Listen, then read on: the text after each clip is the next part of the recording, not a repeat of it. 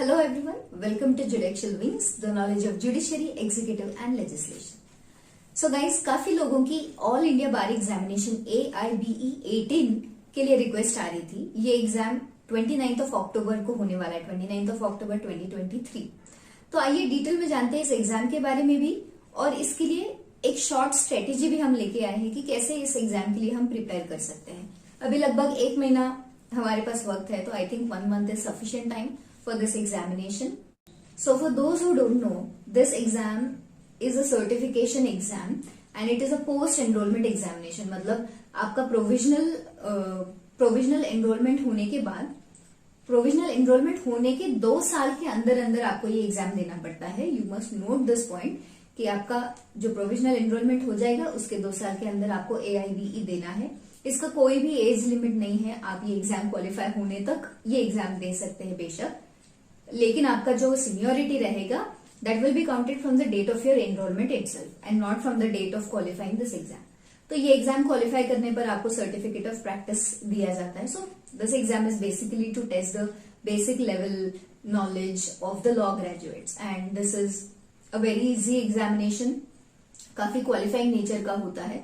जो भी law graduates those who are interested in practising, उनके लिए बेसिकली ये एग्जाम होता है। यस, वन मोर थिंग, ये एग्जाम साल में 2 बार कंडक्ट किया जाता है। अभी जो लास्ट एग्जामिनेशन हुआ था दैट वाज कंडक्टेड ऑन 5 फरवरी 2023 और ये जो सेकेंड एग्जाम है इस साल का अभी होने जा रहा है 29 अक्टूबर 2020। आते हैं सबसे पहले नोटिफिकेशन की तरफ। नोटिफिकेशन देखिए, इसमें लिखा है it is hereby notified that AIBE 18 has been scheduled to be held on 29 October 2023।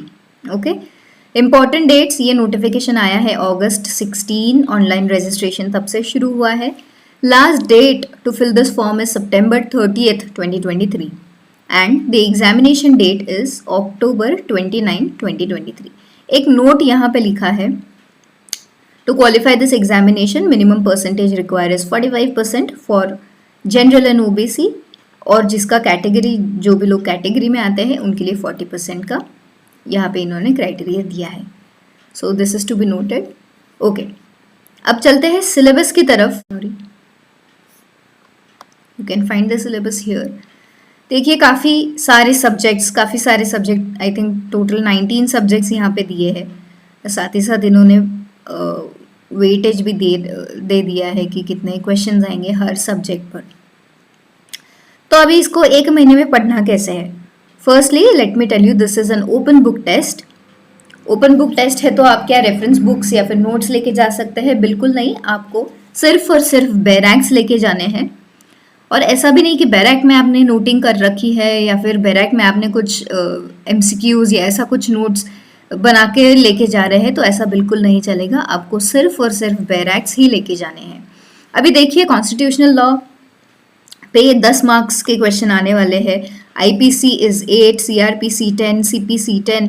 तो यहीं पे देखो, ये जो मेन सब्जेक्ट्स है, ये आपके दिमाग में भी फ्रेश होगा। अगर यू आर लॉ ग्रेजुएट्स और जस्ट पास आउट है तो आपके दिमाग में भी ये सारे सब्जेक्ट्स फ्रेश है।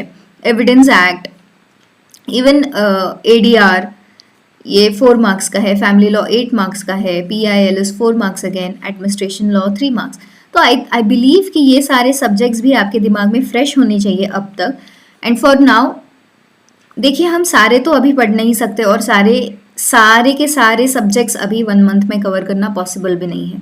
तो आपको इसको स्मार्टली थोड़ा सा पढ़ना पड़ेगा। देखिए, जो भी सब्जेक्ट्स फ्रेश है आपके दिमाग में, आप वो उठाइए। आई वुड सजेस्ट कि आप पहले 5 सब्जेक्ट्स ये करिए। And I would also suggest that right method to study all these subjects is, पहले तो आप सारे बैरैक्स की जो इंडेक्स है, सारी इंडेक्स आप एक बार गो थ्रू कीजिए हर एक सब्जेक्ट का।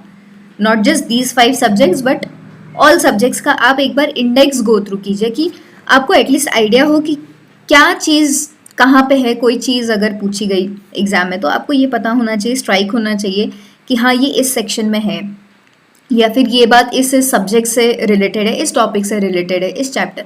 तो इंडेक्स आपको काफ़ी ज़्यादा हेल्प करता है AIBE की प्रिपरेशन के लिए। ओके, तो पहले तो आप सारे सब्जेक्ट्स के इंडेक्स गो थ्रू करेंगे एक बार, और फिर थोड़ा सा फोकस करेंगे इन 5 सब्जेक्ट्स पे। ये भी इजी है। ADR you can also go through this, ADR थोड़ा देख सकते हैं। फैमिली लॉ आई बिलीव कि फैमिली लॉ में थोड़ी दिक्कत हो सकती है, बट एक बार आप ऊपर ऊपर से फैमिली लॉ भी देख सकते हैं। मुस्लिम मोहम्मदन लॉ में थोड़ी दिक्कत आ सकती है, but again yes you can go through it once. Then I would suggest, ये देखिए इसका वेटेज भी सिर्फ दो मार्क्स है, तो आप ये स्किप भी कर सकते हैं। Again at the end decision तो आप ही का है, बट मैं आपको एक महीने के लिए हम कैसे प्रिपेयर कर सकते हैं एक शॉर्ट टाइम में, वो आपको बता सकती हूँ। देखिए अगेन यहाँ पे law related to taxation, law of tort, motor vehicles act, consumer protection, labour and industrial, ये पॉसिबल नहीं है। इसलिए मैं आपको एक चॉइस यहाँ पे दे सकती हूँ इसका वेटेज देखते हुए कि आप इसको स्किप कर सकते हैं। आगे ये बिल्कुल आप पढ़ सकते हो contract specific relief, property laws में आपको ट्रांसफर ऑफ प्रॉपर्टी आपको पढ़ना है। ये सारे सब्जेक्ट्स आपको काफ़ी अच्छे मार्क्स दिला सकते हैं। तो I think the first 5 subjects that is constitutional law, IPC, CrPC, CPC, evidence and possible हो तो ये एडीआर भी। आगे चलते हैं law of contract, SRA, property laws और एनआई एक्ट। इतना आप अगर पढ़ते हैं, पढ़ना भी कहाँ से है, पढ़ना तो बेयर एक्ट से ही है। काफ़ी ज़्यादा मतलब मोस्ट ऑफ द क्वेश्चंस आपको बेयर एक्ट से ही सॉल्व हो भी जाएंगी। और जैसे मैंने बताया this is an open book test, आप बेयर एक्ट लेके जा सकते हैं। अगर आप इंडेक्स से अच्छी तरह से एक बार इंडेक्स सारे सब्जेक्ट्स का अच्छी तरह से पढ़ भी लेते हैं तो आपको एग्ज़ाम के वक्त पर इतनी दिक्कत नहीं आएगी ये ढूंढने में कि ये पर्टिकुलर क्वेश्चन अब कहाँ मैं ढूंढूँ। हर एक बुक एग्ज़ाम में इतना टाइम नहीं मिलेगा आपको कि आप हर एक इसको देखते जाए और आंसर ढूंढने की कोशिश करें। बट अगर आपने इंडेक्स पढ़ी है और पहले 5 सब्जेक्ट्स का आपको बैरक में भी जो लिखा है सारे सेक्शंस एक बार आप गो थ्रू भी करते हैं तो भी आपको एग्ज़ाम के टाइम पे क्लिक होगा, इंडेक्स देख के आप फटाक से उसी पेज पर जाके आपको वो आंसर मिल सकता है। अब मैं बोल रही हूँ बैरक क्या इतना सफिशेंट है, तो आई थिंक येस डेफिनेटली इतना काफ़ी है। आप यहीं पे ना इसके मार्क्स टोटल करके देख सकते हैं। हमें चाहिए 45 मार्क्स, ठीक है। ये कोई let me tell you again कि ये कोई this is not a job related exam, this is a certification exam. जो भी लॉ ग्रेजुएट्स इंटरेस्टेड है इन कोर्ट प्रैक्टिस तो उनको सर्टिफिकेट दिया जाता है after this exam, certificate of practice. और this is a certification examination और इसकी कोई एज लिमिट भी नहीं है। आप एग्ज़ाम क्वालिफाई करने तक ये एग्ज़ाम दे सकते हैं। तो आप यहाँ पे एक टोटल कर दीजिए कि कितने देखिए ना 30 + 38 + 8 कर सकते हैं एंड आगे एक और ये सब्जेक्ट +8 ऐड कीजिए। और बाकी आपको ये थोड़े बहुत जो भी फ्रेश होंगे एंड ये एग्ज़ाम का नेचर भी क्वालिफाइंग नेचर है। It is a very easy and simple examination, आपको इतनी दिक्कत नहीं आएगी। कुछ सवाल आप खुद भी ऐसे आउट ऑफ लॉजिक आप खुद भी ये सॉल्व कर सकते हैं। तो मैं आपको इसका एक एग्जाम्पल देती हूँ। और जैसे मैंने कहा कि bare act is sufficient, yes definitely bare acts are sufficient for this exam. I will show you AIBE 17 का एक पेपर मैं आपको दिखाती हूँ। अब ये देखिए मैंने कुछ आंसर्स आपके लिए यहाँ पे क्लिक करके रखे हैं सो दैट देखिए टाइटल ऑफ कॉन्स्टिट्यूशन, इतना डायरेक्ट सवाल है, डायरेक्ट सवाल। आप बिल्कुल आपके पास इंडेक्स होगी, आपके पास एग्जाम टाइम पे इसकी बैरक्ट होगी, आप डायरेक्टली ये सेक्शन पे जाके या फिर आपको बिल्कुल ही नहीं पता कि टाइटल कहाँ दिया है तो आप यहाँ पे 4 ऑप्शंस है, MCQ पैटर्न है। आप ये हर एक आर्टिकल 4 आर्टिकल्स ओपन करके देख सकते हैं। अगेन ये भी आपको इंडेक्स से ही ये सवाल आपका बन जाता है। फंडामेंटल राइट्स कहाँ दिए, तो पार्ट 3 में दिए है। ये भी एंटी डिफेक्शन लॉज, कौन सी अमेंडमेंट, हाँ कॉन्स्टी में आपको थोड़े से अमेंडमेंट्स देखने होंगे, थोड़ी सी केस लॉज जो भी लैंडमार्क जजमेंट्स है, आपको ये केस लॉज देखिए गोलकनाथ वर्सेस लॉ से रिलेटेड। ये तो हमने काफ़ी बार क्वेश्चन पहले भी देखा है and this is a very well known case law. तो आप कॉन्स्टी के लिए ऐसा कर सकते हो, थोड़े से अमेंडमेंट्स, इम्पॉर्टेंट अमेंडमेंट्स जैसे कि ये एक बताया गया और लैंडमार्क जजमेंट्स आप देख सकते हैं। Again see UCC in India is the directive principles. आप डायरेक्टली आप बिल्कुल इंडेक्स में से ही ये देख के सॉल्व कर सकते हैं, इतना ईजी सवाल है। ये देखिए आर्टिकल 16 का ये सीक्वेंस पूछा गया. Immediately you can open article 16 and solve this question. So it is very simple, इसकी कोई टेंशन लेने की बात नहीं. ये हो गया कॉन्स्टी. देखिए कितने सारे, जैसे बताया गया 10 क्वेश्चन तो कॉन्स्टी के आपके हो जाएंगे, कॉन्स्टिट्यूशनल लॉ के. अगेन आर्टिकल 13 से रिलेटेड एक सवाल है. इसका answer actually none of this है as per the answer key. This is not the answer because which of the following is not law. ये तो सारे दिए ना आर्टिकल 13 में. रूल है, कस्टम एंड यूसेज, बाईलॉज, ये रूल्स एंड रेगुलेशन सब कुछ है. सो ये आपको क्वेश्चन ध्यान से पढ़ना है. Which of the following is not law according to article 13.